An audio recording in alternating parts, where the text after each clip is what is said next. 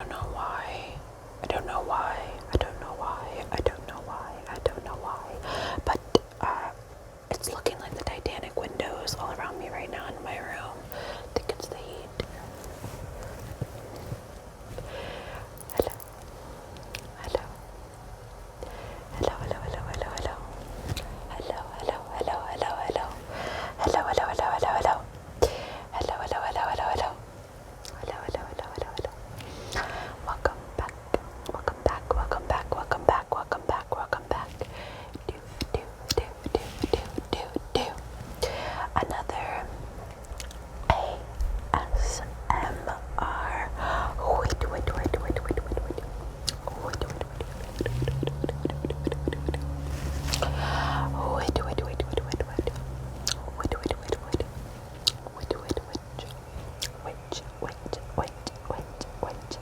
Video. This is gonna be another true crime video. Maybe a little bit of a small, little, tiny case. This is a case from Japan. Let's jump right into it. I brought back this button up. Like, this is one of my pajama shirts.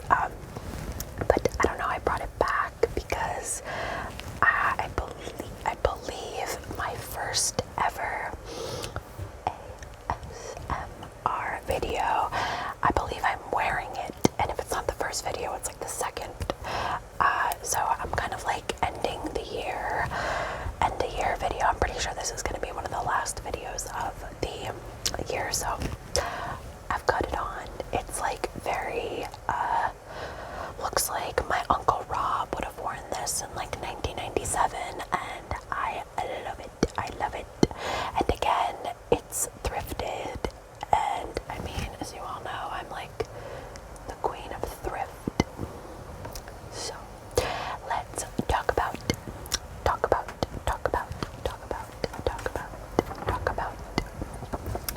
Masumi Hayashi and the curry pot.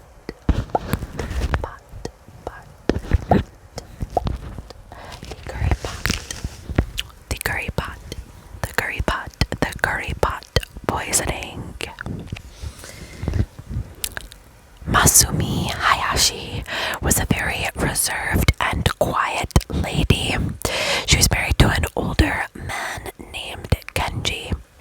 The couple had 4 children, and in the 90s, they moved to the city of Wakayama. This was a newly developed area that was previously rice farms and fields. They had a beautiful home and a lush garden. But the family kept to themselves. They did not encourage their children to play with other children in the area.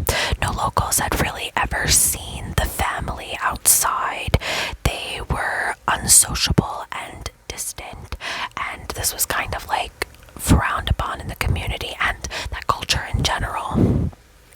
Masumi was an insurance salesperson, and Kenji had a previous business.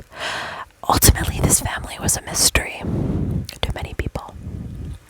Now, every summer, there is a festival with a lot of towns where everyone gets together and they socialize with one another, getting to know your neighbor, like a potluck-style event. In 1998, the organizer, Takatashi Tamanoka, had sent out invitations and diligently prepared for the festival. They encouraged all the local people to come to this event, and many individuals would attend this, community day, and everybody was very excited about it. Japanese curry would be served, and many other, delicious hors d'oeuvres and beautiful food. And the local women's group ran the food portion of the festival, like making sure there was plenty of food. On July 25th, 1998,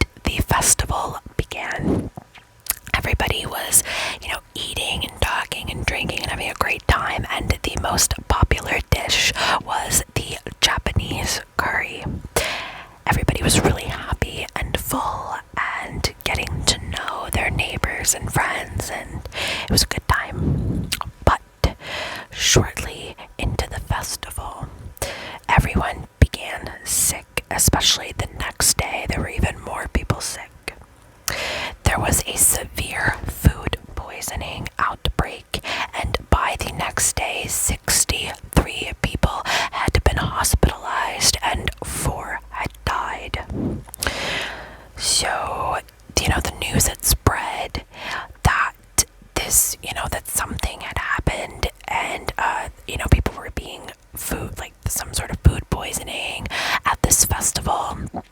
The headlines dubbed it the Wakayama poisoning, or the curry pot poisoning.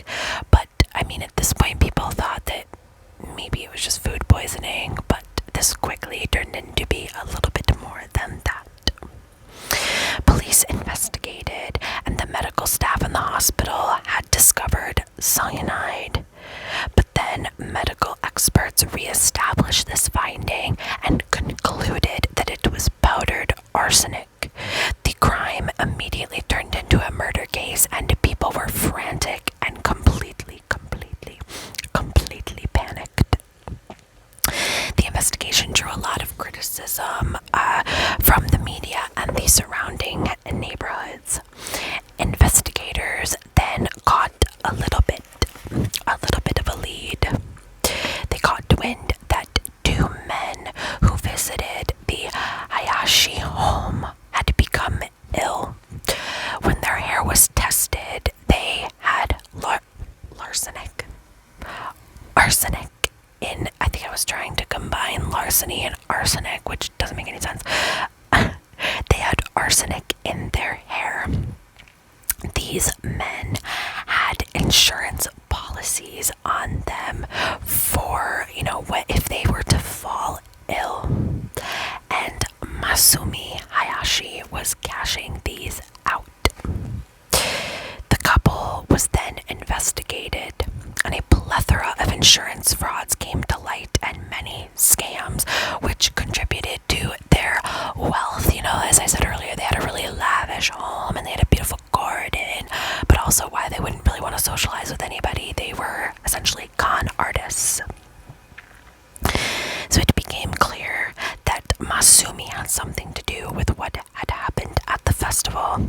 She even took out insurance policies on several people that went to the festival. She didn't even talk to these people, and she took insurance policies out on them.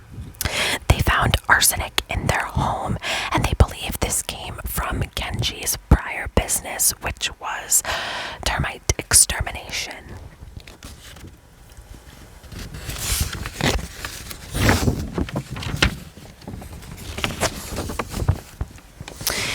Then witnesses came forward that people did see her buy the food, especially the pot of curry, the Japanese curry pot. Police were pressured intensely. They were pressured intensely by the communities and the media, and in October 1998, they arrested Masumi and Kenji for an insurance fraud scam and had charged Masumi with murder. The couple was found guilty. In May 1989, Masumi went on trial, and it was really a bizarre trial. There was lots of circumstantial evidence.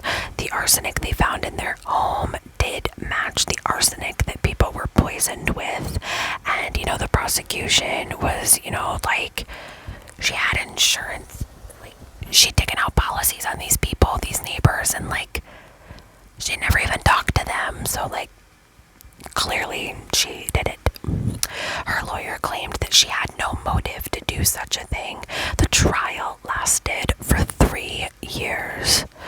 In 2002, Masumi Hayashi was found guilty and sentenced to death, but she appealed the court's decision. In 2005, defense lawyers took the case to appeal and again proclaimed the evidence was circumstantial and the death sentence was really unfair. In April 2009, the Japanese Supreme Court, upheld the death sentence.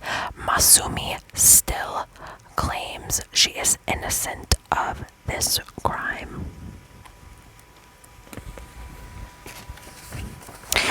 Really, really wild case that I'd never even heard of. Oh, sorry, I'm like making a lot of noise.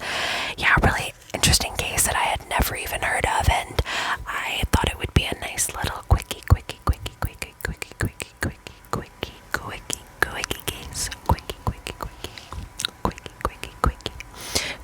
Let me know if you've heard of the curry pot poisoner Masumi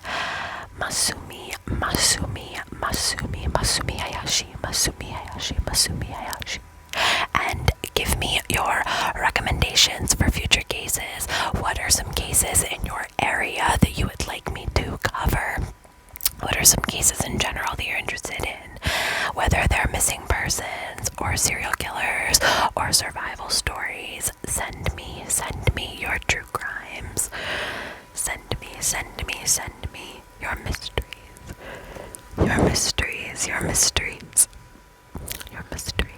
your mysteries. Thank you guys so much for watching, for listening, and I hope it gave you tingles. I hope it gave you tingles.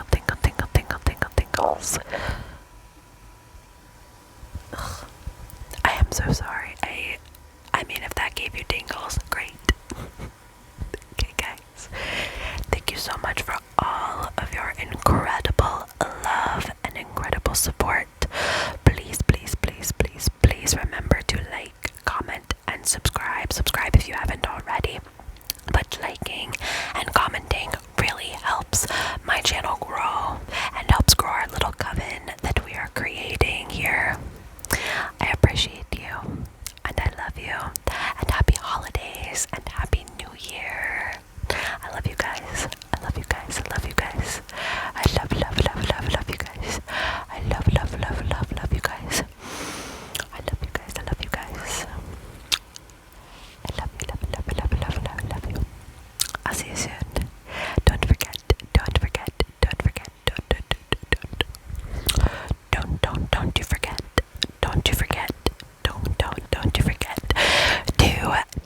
your friends, tell your grandma about the ASMR